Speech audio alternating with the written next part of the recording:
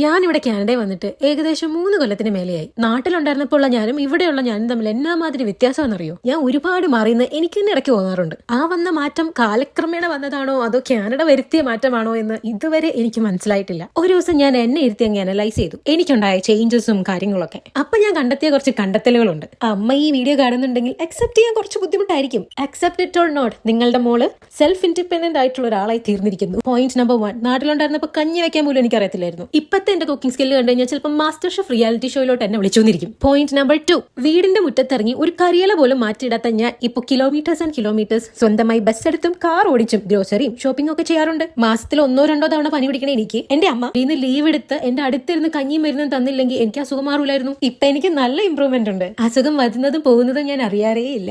അറിഞ്ഞിട്ടും വലിയ കാര്യമൊന്നുമില്ല. അസുഖം വന്നാൽ സ്വന്തമായി എണീച്ച് കഞ്ഞി ഉണ്ടാക്കി കുടിച്ച് മരുന്നും കഴിച്ച് കിടന്നാൽ അസുഖം മാറും. അതെ ഗൈസ്, ഇതേപോലെ ഒരുപാട് പോയിന്റ്സ് ഉണ്ട്. കൂടുതൽ പോയിന്റ്സ് പറഞ്ഞ് ഞാൻ ബോർ അടിപ്പിക്കുന്നില്ല. ഈ എന്നെ പുതിയൊരു ഞാനാക്കി മാറ്റിയ ഈ കാനഡയ്ക്ക് വേണ്ടി ഞാൻ ഈ വീഡിയോ ഡെഡിക്കേറ്റ് ചെയ്യുന്നു. അപ്പോൾ ഓക്കെ, ബൈ.